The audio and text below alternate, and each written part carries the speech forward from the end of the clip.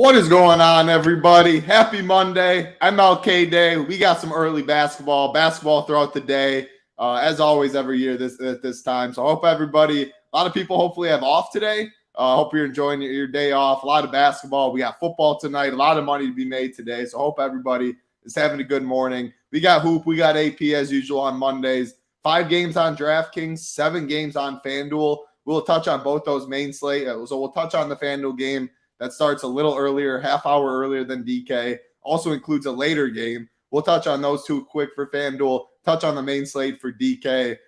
There's showdown slates throughout the day. People in Discord are already breaking those down. AP, I'll throw it over to you. I'll start with you first. How was your wild card weekend watching football? You always watching basketball on the weekends too. You had a little off day with the Chiefs. Next week, they'll be back in action. But how was your weekend, man? Yeah, the weekend was good. Made some donkey late swaps in NFL. Like, I had a build that, I mean, it wasn't the nuts, but I mean, it would have scored like mid 180s, which is up there, you know. And I, like a donkey, I swapped off of it for a Joey Burrow stack just to get different. Is what it is. We recover. I mean, being a Chiefs fan, I don't know about you guys, but like I'm feeling pretty good with what I saw this weekend. I mean, wasn't too impressed with the Bills or the Bengals. I don't know if you guys have an opinion on that too. No, I'm with you. I thought they both came out a little slow. I mean, Buffalo didn't come out necessarily slow. They just stalled for a little while against the Dolphins. The Bengals didn't look great either. But, I mean, it's only one game. That's how these playoffs go. Chiefs come out. They start a little slow. They got Jacksonville at least. They're 7-point favorites. We're pretty much looking – and there's no look-ahead games, but if there ever was one, look ahead to the Bills or the Bengals. But it should be fun. Hoop, thoughts on what AP just said? Bengals, Bills, Chiefs looking good. What are your thoughts? How was your weekend? Yeah, weekend went well. Yeah, Chiefs fans got to be feeling pretty good right now. You know, the Bills. Well, I'll start with the Bengals. Bengals look bad, and it's back-to-back weeks going against a Ravens team that basically, to me, it seems like they're willing to throw in the towel. Like they just didn't really. You know, the coach talking everything going into the game. Oh, we might play Huntley, we might play the other guy. They might both play. You go out there if you're a Super Bowl contender and you just lay it to a team like the Ravens, and it's back-to-back weeks, really. I mean, obviously week 18, not a ton to play for, but there's a decent chunk for the Bengals where they needed they could have dropped down to like the 5 seed if they would have lost that game, and they let the Ravens hang around in that game, and then kind of like a fluky play to get the win where the guy a quarterback sneak from like the 2-yard line, fumble and take it all the way back to the house, and there was a block in the back that they obviously didn't call, so that could have come back. Like, you don't mess around with the team like the Ravens. In terms of the Bills, I still think the Bills are the much better team. They're 4-point favorites against the Bengals this week. I think the Bills beat up on the Bengals. We'll see. And I know a lot of run peer people are invested in, you know, futures on the Bengals. That's fine. I think the Bills kick their ass, and I'm looking forward to that AFC Championship game, Bills and Chiefs. I think that will be a phenomenal game. Kind of was a run back from last season, right? Those were the two teams that were there, so that would be fun to see. I mean, the other big takeaway from the weekend was clearly the Brandon Staley stuff. I mean, that was absolutely insane. Up 27-0, losing that game. Just a complete donkey coach, and I don't know at what point, but you have to imagine we're going to see this tweet at some point that says he's done. So much talent, it seems like all the talent in the world on that team. I mean, you have your team set up, ready to roll, and you just have a really bad coach there. So I really hope that you know, he ends up getting the axe at some point here in the next couple of days. 49ers, you know, messed around in the first half and then just laid it to. They look good. They look so good. Yeah, I think they're going to be a very, very tough team. I mean, I bet them to win the Super Bowl a few weeks ago. So I will say I'm feeling pretty good about that bet. Brock Purdy. We're all kind of a majority of the people here at Run Pure have been on the Brock Purdy bandwagon, saying he was, you know, better than Garoppolo, and he's been great. I mean, he's been good. So looking forward to seeing that team. And then the final game tonight, Cowboys and Buccaneers. Yeah, Cowboys and Bucks. And that team, gets to go to San Francisco, which is going to be very tough for whoever wins. We talked about it yesterday in the wood. I just have really no strong lean in terms of what happens tonight. I think the outcomes are just all over the map. I wouldn't be surprised if the Cowboys beat the hell out of the Bucks. I wouldn't be surprised if the Bucks beat the hell out of the Cowboys. I wouldn't be surprised if it was a close game. coming right down to the end. I have literally like no lean at all for tonight's game, but the DFS prize pools are massive, $1 million up top on DK. So I believe the guys are going live at 3 Eastern today to have that full slate breakdown. And then we'll have all our premium content leading up to lock as well. And more of a focus now with the NBA slate starting earlier today. We'll have all hands on deck for that NFL slate tonight. Yeah. So, but actually, it's tonight's winner goes into Philly. It's 1 against 4 or 5. So winner tonight. Bucks. Now they reseed in NFL, don't they? Oh, they reseed. So the number 1 goes? seed automatically gets the lowest seed left. So it's the Giants automatically Giants, Eagles for sure, and then the winner tonight goes to San Fran and probably ends up getting their ass kicked. Has that been how it's been for forever? Yeah. NFL, I think, is the only one that reseeds. I'm pretty sure. Tim D, what are the best 3 values on FanDuel? We'll touch on FanDuel, the 7 games there, 5 games on DK. So we'll mainly be talking FanDuel, the games that they don't have included on the DK slate. But we'll talk a little FanDuel. Matty Ice, Happy Sweet Dreams Week title. Yes, sir. MMA, huge card coming up in Brazil this week. Let's say hi to a couple other people in chat before we go game by game. Nadesify in here. What's going on, Nadesify? Tim D, tune into the golf shows this week. Listened to some of the plays and was able to do decent in attorney. So congrats to you, Tim. Golf content over here, absolutely crushing it. Snyder AP locks on the Free Tuesday show. Hoop Big T Tambo on the Wednesday premium show. Golf is back in swing. You love to see that. Cincy talking, or Mike Carr in here talking out division game. Kevin's in here. Gary, Sylvester Payne. Who else we got? RK, Mike Carr. Appreciate New York Giants fan. Appreciate all of you hanging out with us. Yeah, Giants fan saying we got the Eagles. Hoop was right. I was wrong. It's all reseeding. Not sure how I did not know that. But tonight's game should be fun. Definitely for DFS. There's so many ways to go in the captain spot. We'll have shows. We'll have content, of course, always for the Showdown show. But, I mean, I could see multiple guys being on the winning lineup in the captain spot, which makes it ownership usually spread out pretty good. Can go on both teams. Pretty close spread. Should be a fun Showdown show. Excited to watch the game later tonight. But NBA games throughout the day, going into the night. Nothing better than that. Let's hop right into it. Again, 7 games on FanDuel. They did include 2:30 p.m. Eastern, Indiana Pacers and Milwaukee Bucks. And they also included the second last game of the night at 6 p.m. Eastern, Phoenix Suns and Memphis Grizzlies. Whereas DK, they have 5 games from 3 p.m. Eastern all the way to 4 p.m. Eastern. And FanDuel has that slate as well. So we're going to go game by game. Start the first game of the night that's just on FanDuel, that's not on DK. 2:30 p.m. Eastern, Indiana Pacers, Milwaukee Bucks. Going to the injury report, Milwaukee Bucks, 233 total. Bucks are favored by 10. On the Pacers side, Miles Turner questionable, Goga questionable, Tyrese Halliburton still out. So Miles Turner news, if you're playing FanDuel, you have to be on the lookout for it. If he is out, Isaiah Jackson would come in starting lineup. He's been crushing. As far as the Bucks side, Middleton's still out. Joe Ingles out. So nothing has really changed there. Hoop, I'll start with you. Again, just FanDuel we're looking at. Giannis for sure, 11.3K. One of the better spends on the slate. On the Bucks side, it's really all I'm looking at. Pacers, I think it's really up to Miles Turner. If he's out, can we go back to Isaiah Jackson, 4.8K? What are you seeing on this side for the Bucks and the Pacers on FanDuel? Yeah, I mean, basically in alignment with you. I mean, on the Bucks side, it's really just Giannis, and the price tag's phenomenal. At 11.3, I think he's a really good play in a really good matchup here. Just way too cheap on FanDuel at 11.3. I think he's just a building block today. If you are playing on FanDuel, you can lock him in first game of the slate. Don't have to necessarily wait for the news on him. You just lock it in and play him. So I think phenomenal play, but it continues to be very difficult to play other pieces on the Bucks side, even with some of these injuries. Drew Holiday at 8K on FanDuel, I just don't love it. I don't know how much upside he really has. We do have some other news to potentially wait on as well. So I don't want to play any fringe type guys from this first game unless I absolutely have to. Giannis is not a fringe guy. He's a building block on FanDuel today at 11.3, just simply way too cheap in a good matchup. I mean, you look at the roster for the Bucks, who's going to slow him down? I mean, you could say that about most teams in the NBA. Don't get me wrong. Like, who's going to slow down Giannis? Not many people can do it, but they really don't have anyone. So love him here. And then on the Pacers side, kind of got these guys priced up a little bit, the cheap dudes that we've been playing. So I don't think I can necessarily come to any of these guys. Miles Turner news is big. If he's out and Isaiah Jackson gets in that starting lineup, he's definitely a guy to look at. Probably going to play mid-20s in terms of minutes, but that's all you need from him. 40 fantasy points and 36 in back-to-back games. He produces when he's out there in short periods of time. So he is a fine option at 4.8K. It's really going to be it, though, from this game. Yeah. AP, Giannis, I think, is pretty easy on the Bucks side. Any interest in Drew, Brook, any of those guys? Pacers, Miles Turner, if he's out, going back to Jackson, Little Benedict, Chris Duarte. What do you see in this one for FanDuel?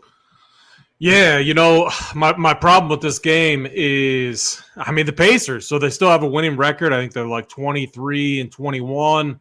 The problem is when your boy Tyrese Haliburton went out, the 3-game losing skid started. I mean, the dude, he has to be like an all-star. Like if he's not in, like if he isn't an all-star this year, they did it absolutely wrong, because this dude is having a phenomenal year from an individual standpoint and a team standpoint, because look at how different this team is without him. So, and Miles Turner too. But I think this game could get out of control. Even looking at like the DK 2-game slate, I think it's interesting. I was tempted to be lighter on the first game and go heavier on the second game. The problem is on the Pacers side, we could get, a wide rotation. Rick Carlisle, you never know what he's going to do. These teams haven't played each other since last season, actually. So, and they've only played each other once without Sabonis and before the trades all went down. So, really will depend on what they want to do. They need Miles Turner in there. They need some bigs in there. If they don't have Miles Turner in there, Giannis is going to have an absolute monster day. I think Bobby Portis could come off the bench, have a monster day. Lopez. I like all the bigs here on the Bucks side.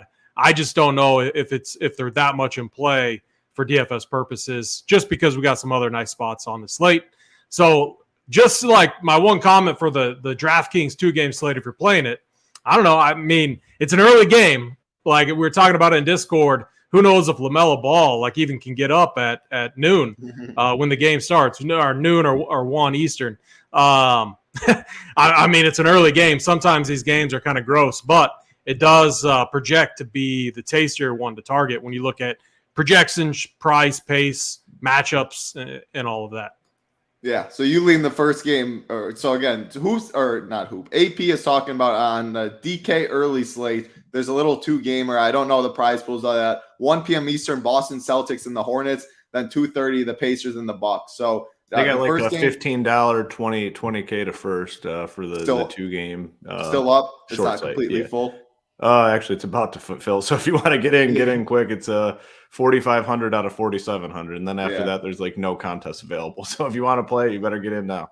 There you go. That's a 2-game slate. AP likes the Boston, the Hornets a little bit. That game is not on FanDuel slate, so we're not going to dive deep into that. You can ask. I assume some coordinators in Discord are talking about that slate, or playing that, so you can get in Discord and ask any questions there. But Pacers and the Bucks, that game starts on FanDuel. Giannis looks like a very strong play over there. Miles Turner, if he's out, Isaiah Jackson gets a big bump. I think Duarte and Benedict are fine, but we still got multiple other games on that slate. Big 7-gamer on FanDuel, waiting on injury news as well. So if you lock yourself into too many pieces in that game, you cannot navigate as well as some others. Let's keep it moving. Like button, big red subscribe button. We're going to get you the plays of the day today. Some people are working early morning basketball. We appreciate you hanging out with us, but we do appreciate if you do hit that like and subscribe. Let's keep it rolling to the first game on the DK main slate, second on FanDuel, 3 p.m. Eastern. New Orleans Pelicans, Cleveland Cavaliers, 222.5 total. Cleveland is favored by 7.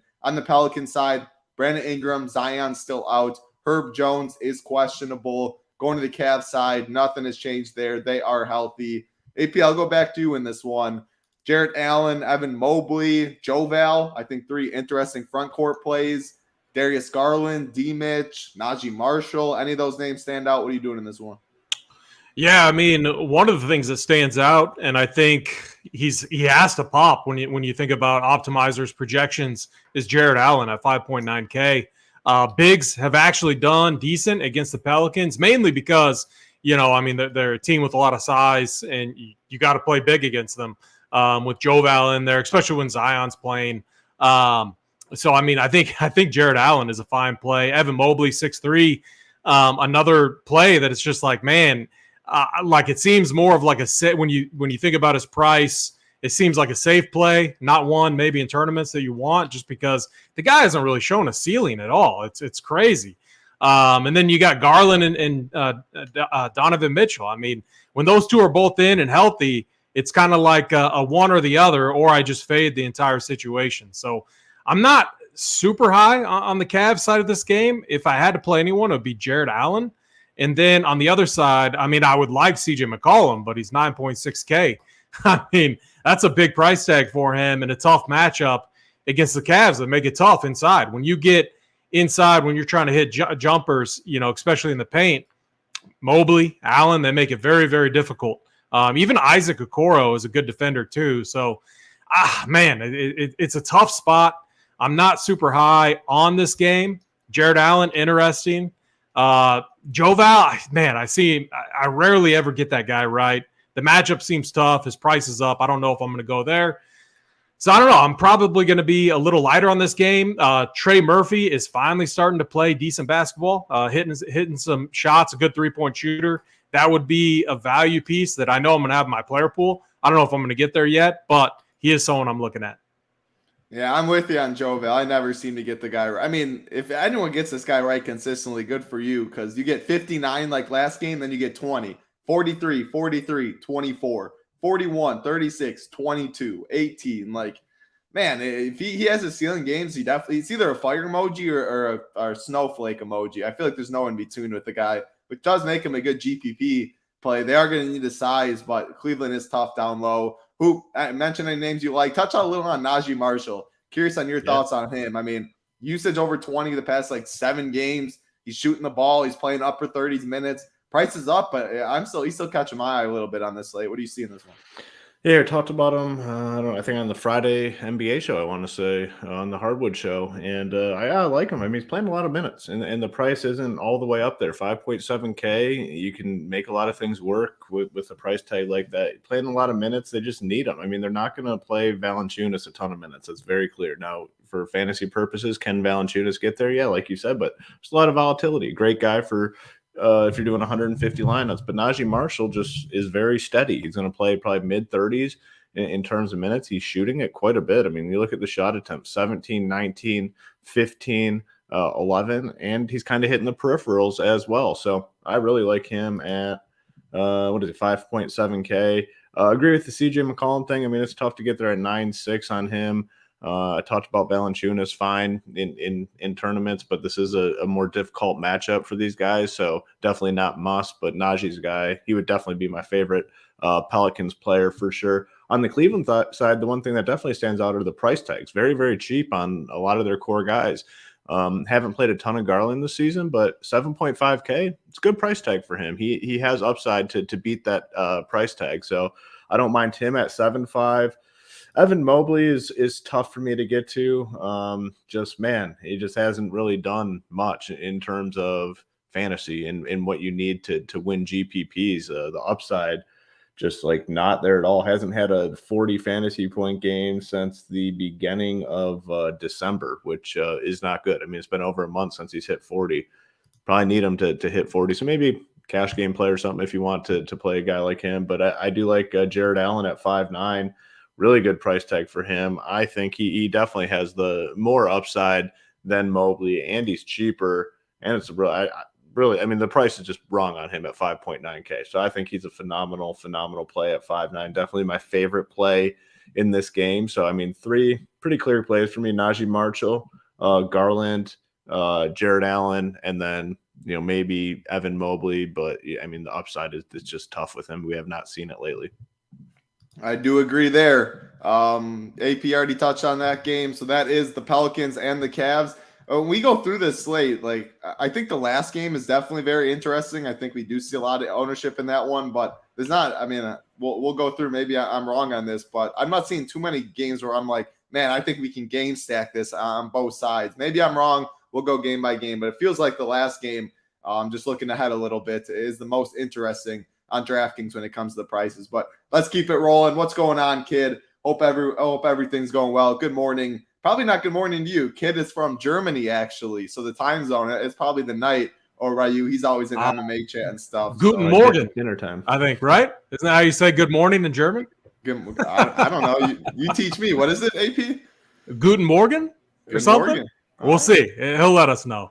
You learn something new every day if that's the case. But yeah, you're probably at nighttime over there. Hope everything is going well with you, though, kid. Let's keep it rolling. Like button, subscribe button. We appreciate it. Another game, 3 p.m. Eastern. Toronto Raptors, New York Knicks. 218.5 total. The Knicks are favored by 2.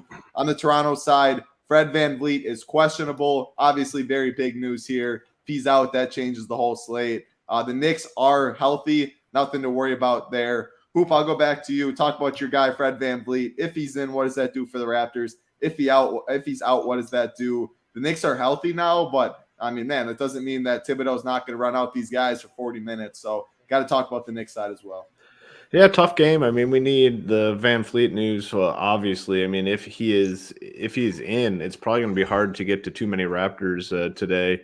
They've been pretty disappointing from a fantasy perspective. Siakam's obviously having a good season, but he's still 10K. And I think if I'm spending 10K, I want to go somewhere else. And I don't think I want it to be on Siakam. If Van Fleet's in, we'll have to see, or if he's out, we'll have to see who's starting. But definitely Gary Trent will get a boost right out of the gate at 5.5K. Maybe Malachi Flynn, whoever's in that starting lineup. So we'll have to see. This is 3 Eastern game when the slate starts. So we're going to have this news for sure on Van Fleet, but you really need the news to know what we're going to do with the Raptors. But if he's in, I don't see myself playing many Raptors today.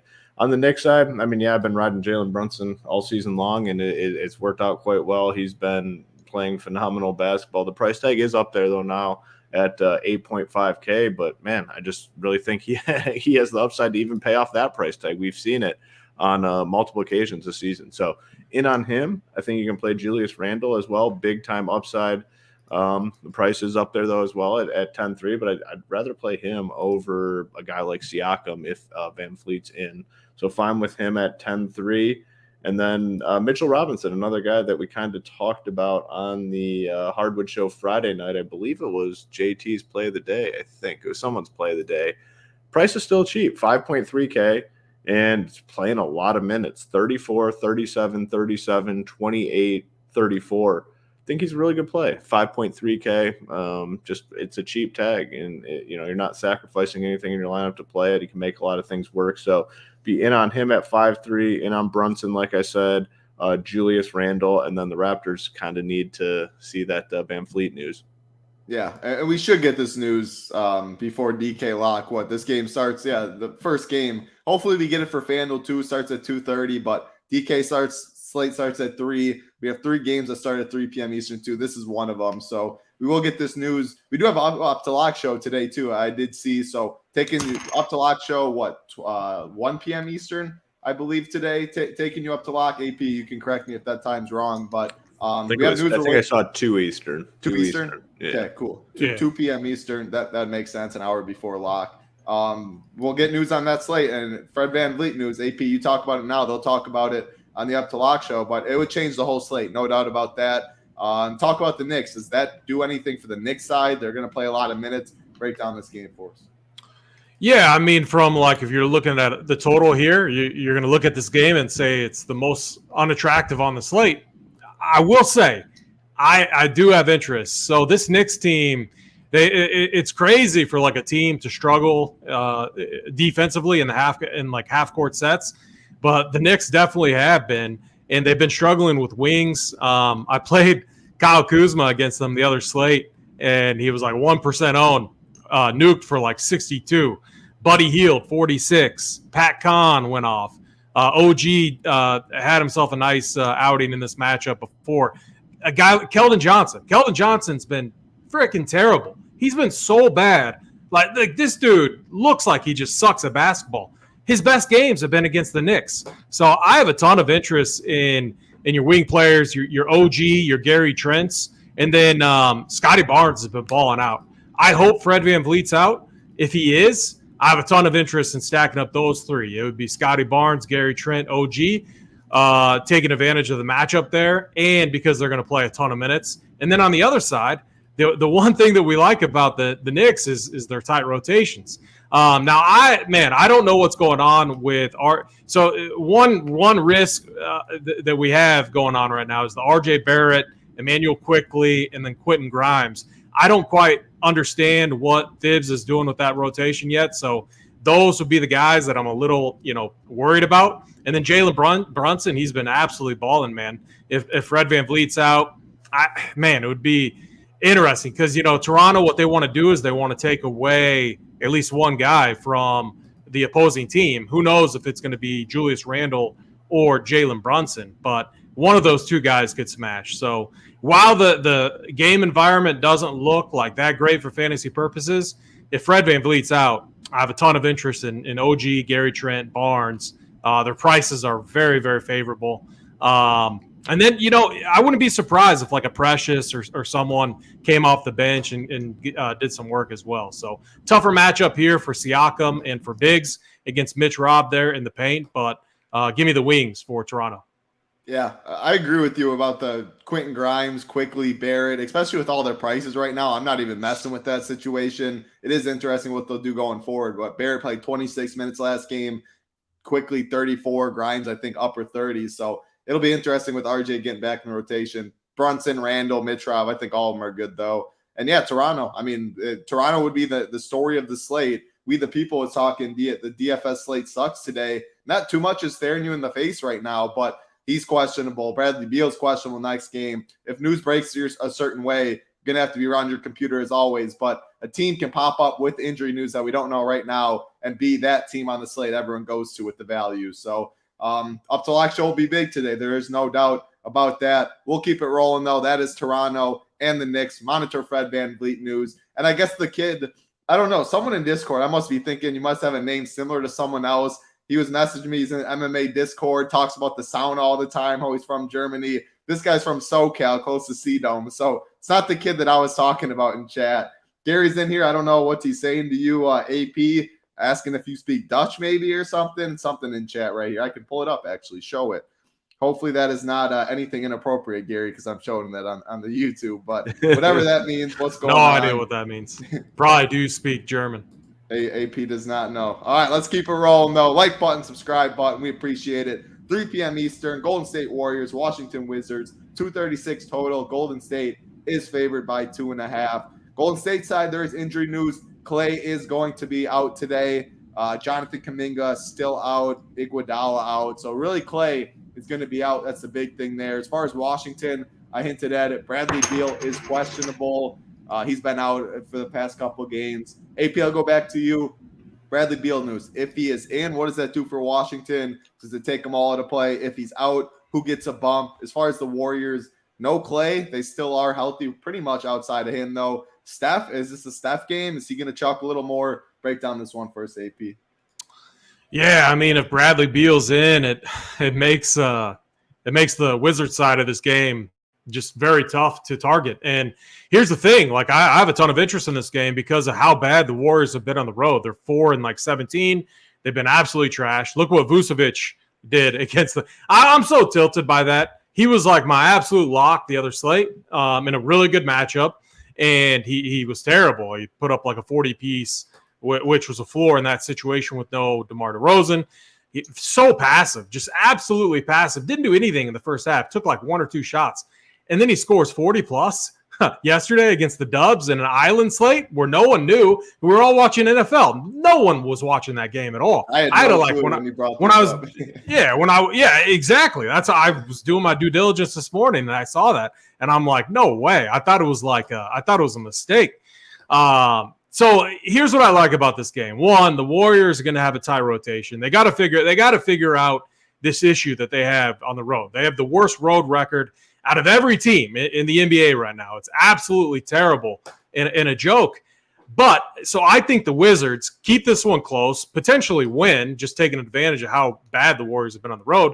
But what that does is it makes the Warriors side a little bit more attractive, like Steph Curry, 10-4. I think it's an attractive price tag for Steph Curry. Draymond Green, very tough to trust, but you could, the matchup is good. And really it comes down to the peripheral stats with him. But my main interest, if we're looking for a stud to pay up for to get a little bit different, maybe it's a Curry spot. DiVincenzo's been decent off the bench. And then, Andrew Wiggins, the problem with him is he's capped right around 28 to 30 minutes right now. So it's tough to go there. So I'm looking at the backcourt here. I'm looking at mainly Curry because Jordan Poole, 7'9", feels a little bit too pricey.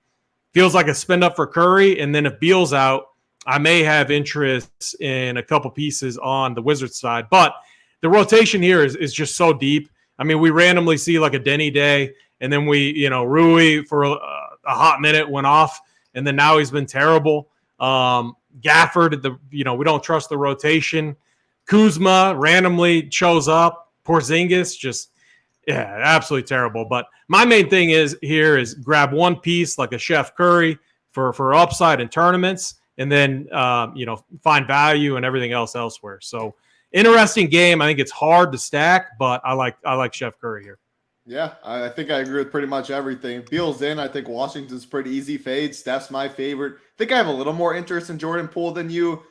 Just when one of the big three are out, Poole, Clay, and Steph, the other one just steps in the role and they chalk. So I think I'm fine with him a little more. But yeah, I mean, man, if Beal's in, it's tough to get to this one. At least game stack it. I see. Hoop, you game stacking this one? Talk about Beal news. What are you doing? No, pretty much like 3 for 3. I agree with both your guys' takes here. It's hard for me to play anyone outside of Curry here. Like I'm fine with him at 10-4 with Clay out. He's going to get going. He's going to have some big games here. 10-4, I think it's a very reasonable price tag for him. Can't really play Wiggins with the minutes. Poole, the problem's the price tag, like 7-9. I don't think I can pay that. I mean, the next Warrior that I'd probably play is Draymond Green, and that's not all that comfortable of a play. So on the Warriors side, pretty easy for me, just Curry. And then you take a look at the Wizards, like even if Beal is out, like who do you want to play? Like they still have a bunch of dudes. Kuzma is 8.8K. Porzingis is 9.1K. They're just not good price tags. So regardless of Beal's status, I'm not going to be playing the Wizards today. So really for me, it's Curry number one in this game. I do like him. I want to get a lot of exposure to him. And then maybe Draymond Green as a filler type play, but not a core type play by any means. Yeah, maybe Monty Morris would be my favorite. Hey, title. The play is bet the Wizards 2.5. The Warriors should not be favored on the road right now. They just shouldn't. It's the names, and obviously the defending world champs, but they've been terrible. Like if Bradley, I bet Bradley Beal plays too, just to get in there and get a win against the Warriors. So I've been betting Warriors on the road. I've been betting the other team all season long, and it's just been absolutely printing. So that's the move here. There you go. AP giving out a little free winner in here. Don't worry about as much for DFS. You can play Steph. Go bet the Wizards, AP says. So that is that take. Man, we have 2 games left on this slate on DK. Again, injury news. Fred VanVleet questionable. Beal questionable. News can break. That can change this whole slate. But this next game doesn't look too great for me. It seems like the last game is where people are going to go as of now. But we'll keep it rolling. Next game, Miami Heat, Atlanta Hawks, 223 total. Miami is favored by 1. On the Heat side, Kyle Lowry is out. Duncan Robinson out. Caleb Martin is questionable. Going to the Atlanta side, they are completely healthy. Hoop, I'll go back to you. Bam, 8-7. Butler, 9K. John Collins, 6K. Trey, 9-5. Anything stand out? Yeah, not a great game. I guess the one thing this game does have going for it is that it's supposed to be close. Miami's favored by 1 here. And you could get a competitive back and forth battle. So if that is what we get, who do you want? Well, the first thing is when I build teams, I kind of want pieces of both sides. So if I'm going to play some Trae Young or DeJounte Murray, I want something on the Heat side. Well, who are the Heat guys that we can play? Gabe Vincent has been really, really good, but the problem now is they're getting all their guys back. Like Hero in there, they're kind of, with the exception of Kyle Lowry, pretty close to having their guys back. Bam Adebayo, I can't pay the 8-7. So for me, it would probably just be like Jimmy Butler and then Vincent, I guess. But with Tyler Hero back in there, it's probably going to be tough for Vincent to continue to produce like he's been producing. So I guess maybe some Jimmy Butler, some Gabe Vincent. On the other side, Trae Young at 9-5. I'd like to get some exposure to him in MME. DeJounte Murray has basically probably his cheapest price tag of the season at 8.1K. I think that's fine for him. He can get it done in a lot of different ways. Like, obviously, matchup with Miami, not ideal, but he has a lot of different ways of getting it done. So I would like to get some exposure to Trey and DeJounte. Maybe some Jimmy Butler on the other side, Gabe Vincent at 5.2. I think he still has to play a lot of minutes. And like I said, he's been really good, but the fact that Hero's back in there is not great for him. So it'd be like Butler, Vincent on the Miami side, Trey Young, and DeJounte on the Hawks side.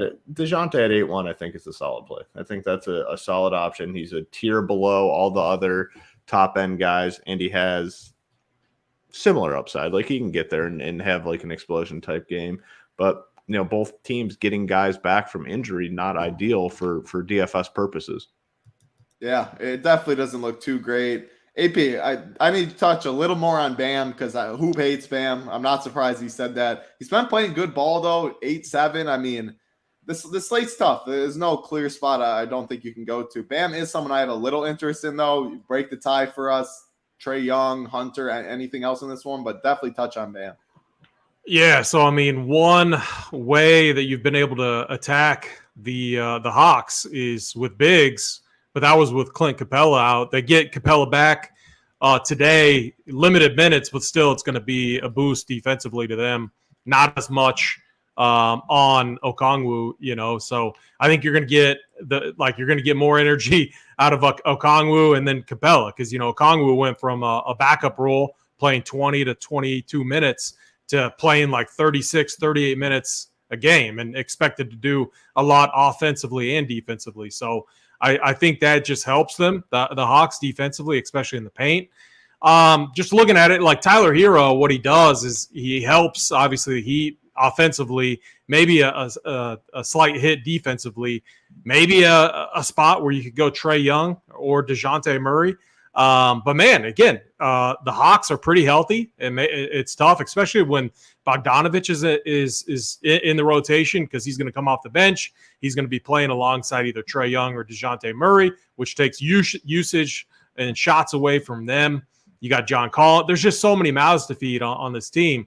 This slate really feels like one where it's like dial in your projections and just trust the builds that come out.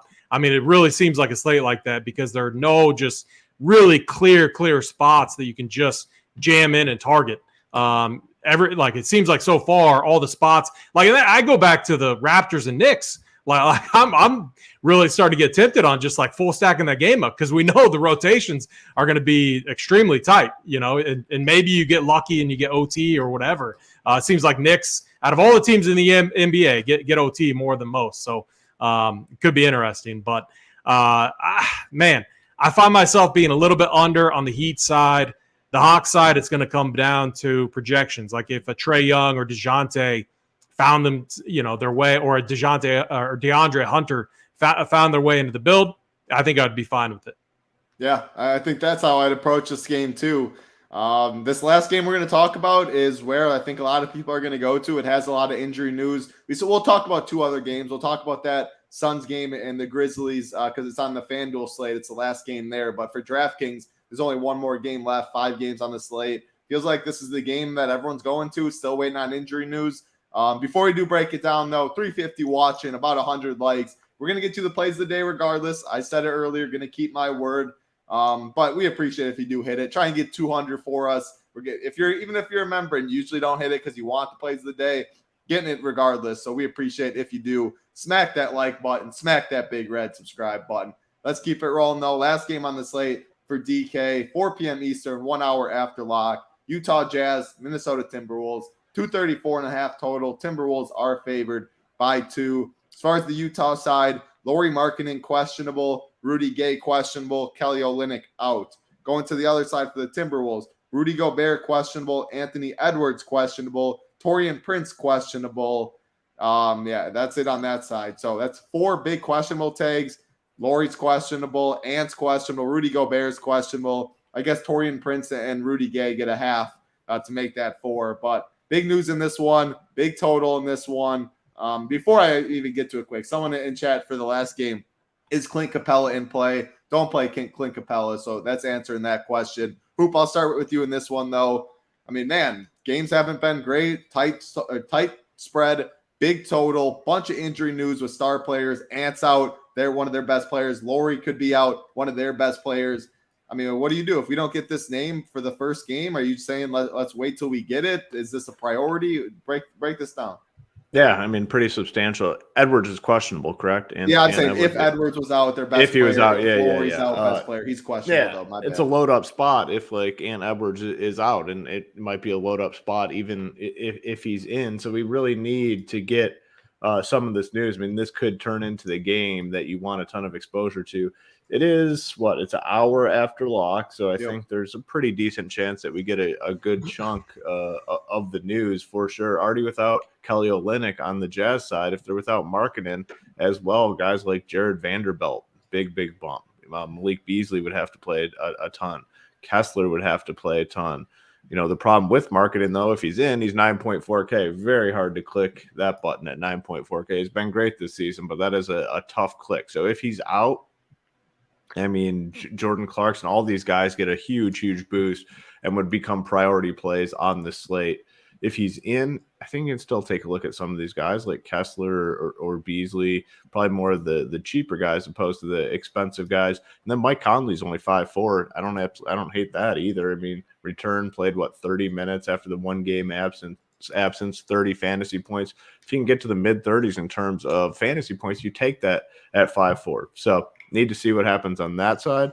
On the Timberwolves side, also a lot of injury news as well. If Ant Edwards misses, D'Angelo, I think you can play D'Angelo Russell either way. We talked about him a lot on these shows this season, and when he gets into that mid to upper 7K range, I don't play him. When he gets to the low 7s, upper 6s, I think you can give him a look. Don't get me wrong, he has not been great. He's hit 30 in his last 2 games. I mean, he's been somewhat of a disaster. The upside hasn't been there, but at 6.7K on somewhat of a shorter slate, I think I'd be in on him. Jaden McDaniels would be a fine option. Taurean Prince, if he is in and he's only 3K, would probably have to play relatively heavy minutes today. He's a guy that's kind of showing up in projections as well. And then if Gobert's out, Naz Reid is a guy that we can go to right out of the gate. He'd be very, very popular on the slate. So there's a ton of news in this game that we already have plays, already playable guys.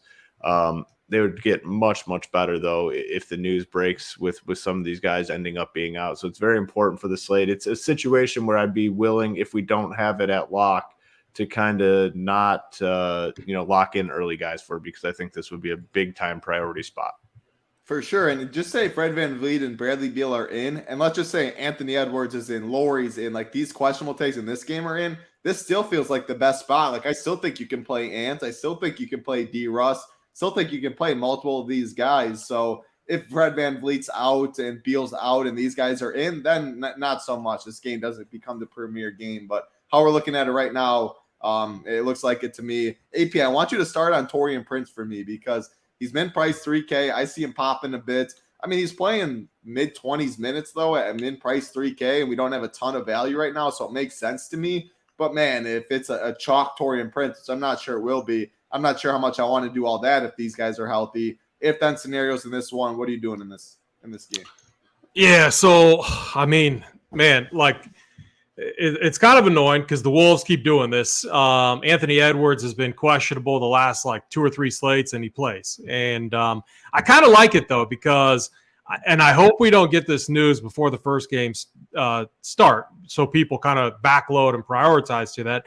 Because I think Ant Edwards plays. I think Gobert I'm a little bit more concerned about. And then obviously if you fade Gobert and you don't have a slot for Naz Reid, you could absolutely get dusted on this slate. That's my one concern. But going against his former team, I think if Gobert can play, he's going to want to play here. And Taurean Prince, he was the other guy that I believe is also kind of right there with Ant Edwards on the report, questionable. Then it's 30 minutes before the game starts. Both get ruled in. It's happened twice now. So I'm going to work under the assumption that they play. And if they do, you're talking a 9-10-man rotation. And then if Laurie plays on the other side, you're talking a 9-10-man rotation also on Utah's side because Colin Sexton's back. So while this game on paper looks very attractive fantasy-wise, man, I still think there's some risk there given, Colin Sexton's going to be worked back into the mix. And you got this rotation with Malik Beasley, Jordan Clarkson, Mike Conley. They've been rotating in. I think Nikhil Walker every now and then too. He played 16, 22, 15, 28 minutes.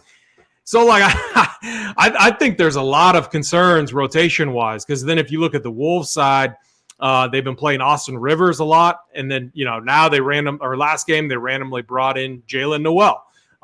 And you only saw Ant Edwards get the most minutes. It was like 35. So I have a little bit more concerns with this game. I guess my take is I hope all of these dudes get ruled in. Now, if they don't, I might get absolutely dusted, but I'm just going off of what I've seen.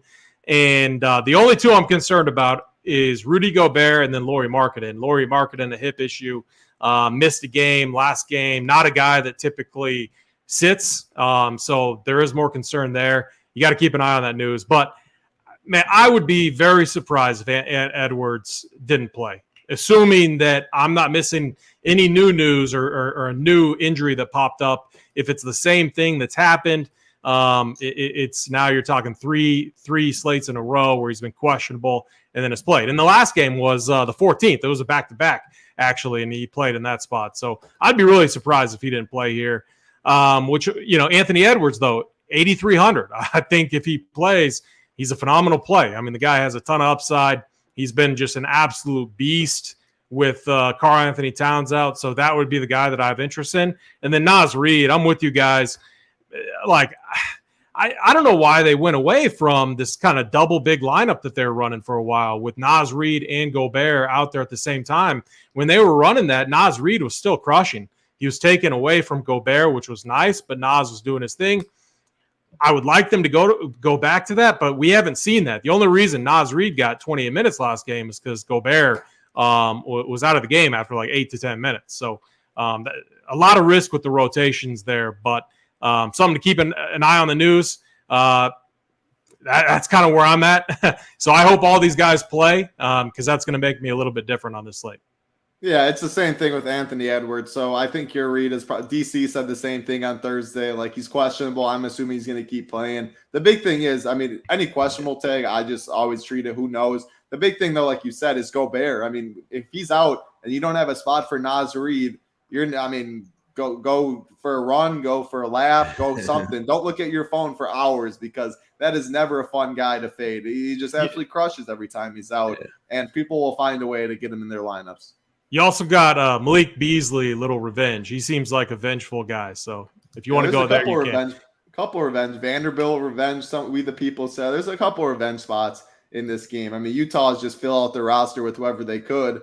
Gobert in this one too if he plays. It's an interesting game. This is where the ownership looks to be going right now. If Fred VanVleet or Beal gets ruled out, that could change. But this last game, big total, close spread, good price tags. I think we see a lot of ownership in this one. It only could get better if some of these Q tags are out. That is the 5-game DK slate. We'll touch on this Phoenix and Memphis game really quick on FanDuel to complete the 7-game slate. Do us a favor, like button, subscribe button. About 400 watching. Let's make a push over 200. Try and get 250. We appreciate it. We'll get you the plays of the day, though, on this last game. We'll stick with the 5-game DK slate for the plays of the day. But let's keep it rolling. Last game on the slate. There is a game at 10:30 p.m. Eastern. Good showdown prize pools out there, but it is not on any of the main slates, so we will not be covering it. 6 p.m. Eastern, Phoenix Suns, Memphis Grizzlies, 228.5 total. Memphis is favored by 10.5. On the Phoenix side, Landry Shamet is questionable. Devin Booker out. Chris Paul out. Cameron Payne out. Going to the Memphis side, Ja is questionable with the hip. John Conchar is also questionable with an illness. Obviously, if Ja's out, Tyus Jones, he's the guy. Same thing with when Gobert's out, it's Naz Reid. When Ja's out, it's Tyus Jones. Nothing else really needs to be said about that. But this game is 2 hours after that Timberwolves and Jazz game. So that's what makes it tricky on FanDuel for sure. You have to have a plan, is all I'll say. AP, I'll start with you first, though. What is your plan if you're doing FanDuel with this John news, Landry Shamet news? Do you have interest in this game anyway? Break down this one on FanDuel. Yeah, I mean, not a spot where Ja needs to play. Tyus can easily handle this Suns team that's still without all their key dudes except for Ayton and Mikal Bridges. But it's a holiday, so I wouldn't be surprised if Ja Morant played. Kind of a tough spot because I think the Grizzlies smoke them here. Ja, Bane, Brooks, Jaren Jackson. I mean, if all these guys play, I think they absolutely wipe the floor with the Suns. I mean, if they keep it close, though, it's going to be Mikal Bridges. Point Mikal. He's been pretty good in this role. Comes down to him hitting shots, being aggressive, though. And, Ayton, I can't go there. I can't with that guy. And, so, I mean, if you can wait for the news and Ja Morant gets ruled out, you know exactly what to do. It's Tyus Jones, Desmond Bane. I mean, you go like Tyus becomes a lock. We've seen it over and over again. But if Ja Morant's in, you could be stuck. Maybe you what could you do, I guess?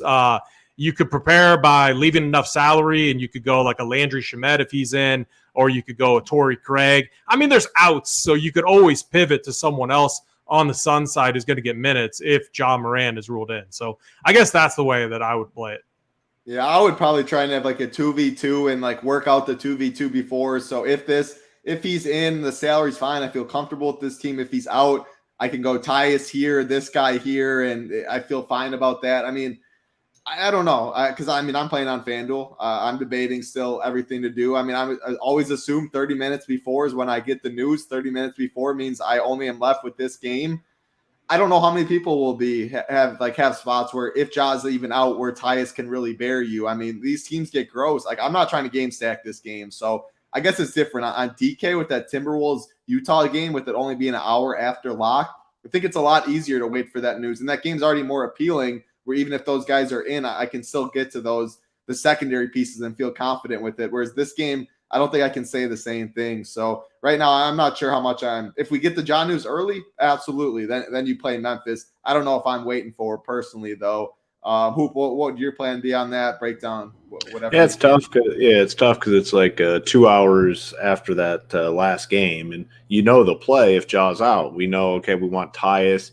Could even look to Dylan Brooks or potentially Desmond Bane. But the problem is, if Ja's in, those guys aren't very good plays on the slate, and the other team to look to is the Suns. So who do you want to play on the Suns? For me, man, I don't really want to play any of these guys at their current price points. Bridges at 6'8" would probably be my favorite Phoenix Sun, but it's a boom or bust type play. I believe AP said he's got to be knocking down his shots to pay it off. He's had big games, 55, 42 in 2 of his last 3, but he's got an 18 and a 25 mixed in there too. So you know what you're dealing with him. It's a tough situation. I mean, there is merit to backloading, but if we get to that 4 p.m. Eastern game and we don't have the 6 p.m. Eastern game, I guess it depends what you're doing, how many entries and all that. But for me personally, if I was doing one team, I would probably just side with getting more Jazz Timberwolves exposure opposed to waiting for the Ja Morant and just hope. I mean, it's not like Tyus Jones is like 4K anymore. He's at 6K. So, I mean, there is a route where Ja sits and he still goes out and gets like 28 or 29, which wouldn't kill you if you fade him. So I would lean towards not waiting for the news, especially in like single entry and stuff like that.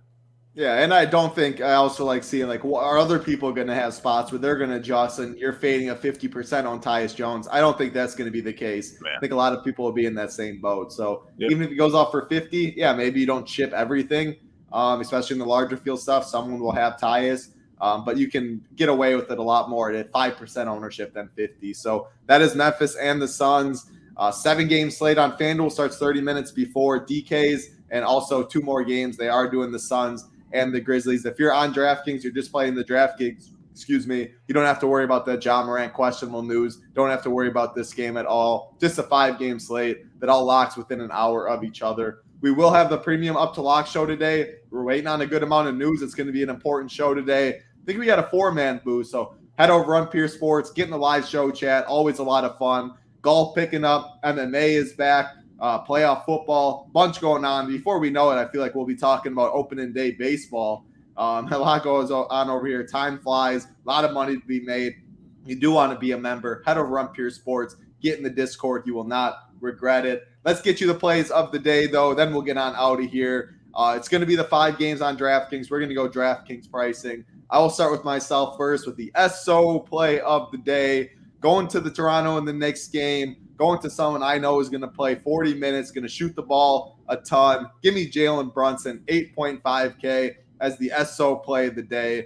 Anytime I'm getting 40 minutes and guy's going to absolutely chuck. Ownership, he'll get some ownership, but I think others will go to other people in the upper tier as well. So feel good about Jalen Brunson as the SO play of the day. I will go to AP, the gentleman's call of the day. Who do you got for us? Yeah, let's stay in that same game. We can stack it up on the other side with a wing against this Knicks team. They've been absolutely crushing. Let's go OG, 6.4K over there for the Raptors. I love it. OG, and right there, get a little pairing. Go to the other side. Jalen Brunson, OG, little mini stack. Hoop, you're going to be in that game. You going somewhere different. The rich parents play the day.